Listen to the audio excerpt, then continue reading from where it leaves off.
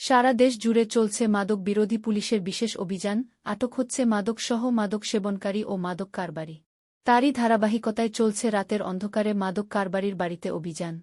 এতে বেশ কিছু মাদক উদ্ধার করে পুলিশ। দয়া দয়া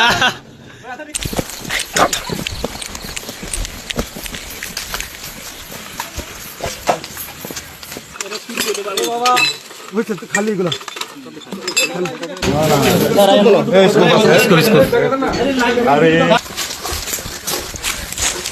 শুধু স্কোপ আর স্কোপ না, চারদিক দিয়ে শুধু এতগুলা খুদা।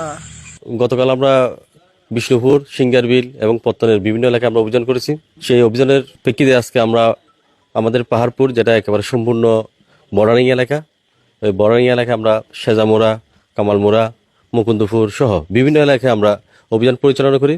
এই অভিযান পরিচালনা করে আমরা সোহাগ নামের এক ব্যক্তির বাড়ি থেকে কিছু স্কোপ সিরাপ এবং কিছু বিয়ার আমরা উদ্ধার করি।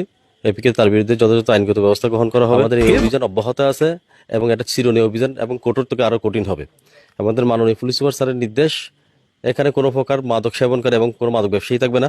ইতিমধ্যে আমাদের এই অভিযানের কারণে অনেক মাদক ব্যবসায়ী কিন্তু এখন পলাতক আছে। এই পলাতক মাদক ব্যবসায়ীদেরকে কিভাবে আমরা আবার গ্রেপ্তার করব, আইনের আওতায় আনবো, সে প্রেক্ষিতে আমাদের বিশেষ কৌশল আছে। মাননীয় পুলিশ সুপার স্যারের নির্দেশক্রমে আমরা এই কৌশল অবলম্বন করব। এবং কেউ যদি মনে করে যে আমাদের এই মাদক অভিযান কয়েকদিনের মধ্যে শেষ হয়ে যাবে, এটা কিন্তু ভুল। আমাদের এই অভিযান কিন্তু কন্টিনিউ চলবে এবং কঠিনভাবে, এটা আরো কঠিনভাবে হবে।